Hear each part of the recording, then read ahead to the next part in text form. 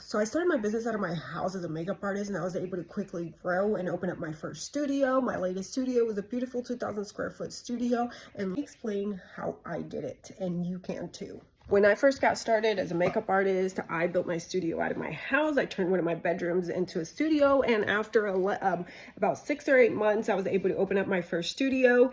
And so when I was first looking up a studio to rent, I started looking at those really nice salon suites, and they were showing me like this 100 square foot Matchbox, and they were like, this is $2,000 a month. And I was like, what the fuck?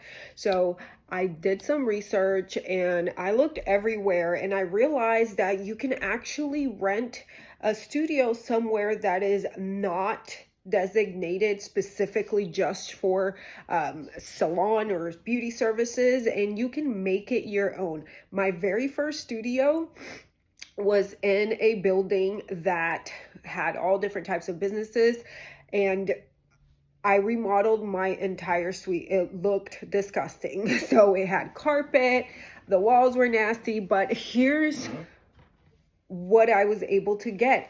I had plenty of parking. I had access to the suite 24/7. And I also only paid $500 a month. Okay. And then my second studio, which is in the same building, I just expanded to a bigger studio. I paid $700 a month for almost 500 square feet of space. Again, it looked disgusting inside, but what I did is I invested to remodel it. I put linoleum floors, which is like that fake wood. It was like $900, and I had a friend install it for me.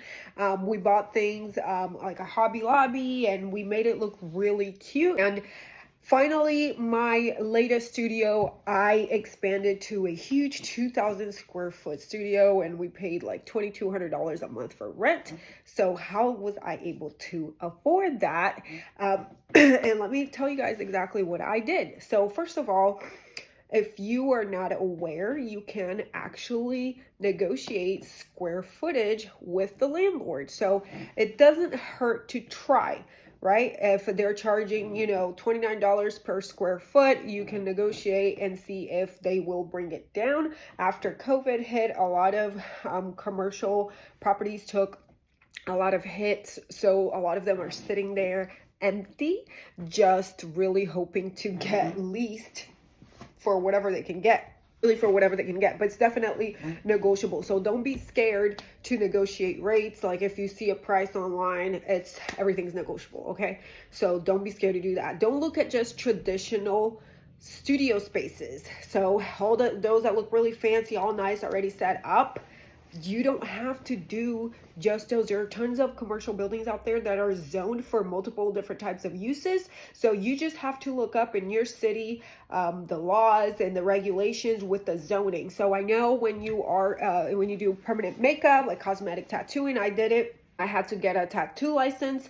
And in order to get a tattoo license, I needed to make sure that the building I was going to be in was zoned. So you have to go to the city. These are just things that you just have to look up and just first make sure, okay, is this building going to be zoned, and am I going to be able to get approved for whatever I need to do here? In Texas, that's where I am for makeup. There is no license.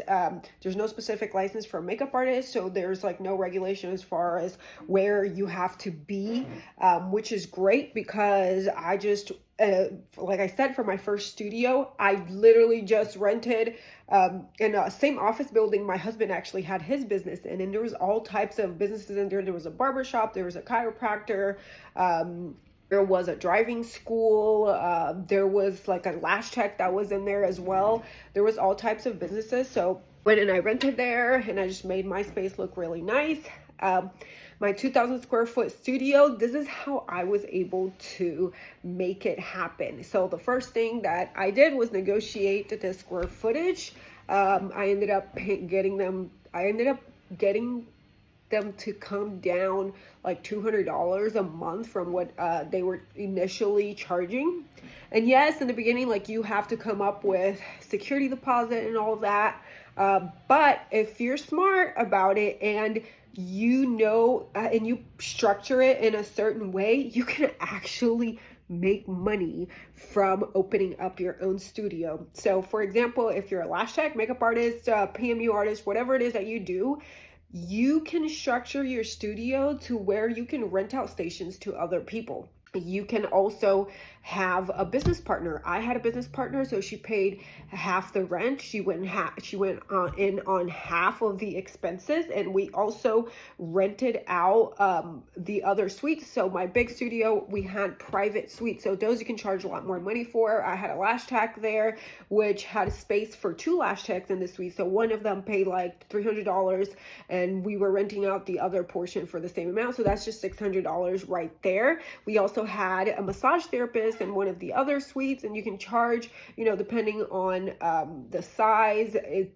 literally $500 for a private suite. So a lot of salon suites, they charge like $500 a week for that. Okay, I also rented out stations in the main room. So I had one main room where I had a bunch of vanity stations set up, and I could rent those out to makeup artists hourly. So if somebody like that didn't have a studio and they needed somewhere to bring their clients to, they can rent it hourly so that they can come in and take care of their client. Also, I rented my studio out to photographers to do photo shoot. The very first photo shoot that we had when I expanded to this big studio, it came out amazing. So photographers would actually pay me to use my studio hourly. You can also advertise to rent your studio for anybody that's wanting to hold some kind of a workshop, any type of event. Really, there are so many ways that you can bring in revenue to help you pay for the rent, and you end up making your money back plus some a lot of times. So really what I came out of pocket with in the beginning was only a few $100s, and by the time you get your name out there, or you get people that know you, that you can rent from you, you actually end up making money on it. If you have dreams of opening up your own beauty studio and you feel like that's not attainable, or it's going to take a really long time, or it's going to be super expensive, that's not actually true. Your goal might be so much closer than you think. If you like this video, hit subscribe for more. If you have specific questions, or if you want to book a one-on-one call to get my help 101 on how to go through this process and work on toward opening up your first studio. One of my students from Dallas just opened up her own studio a few months ago. I'm super proud of her. So if you're interested in booking a call with me and finding out a little bit more about how I can help you, I'm going to leave the link down below.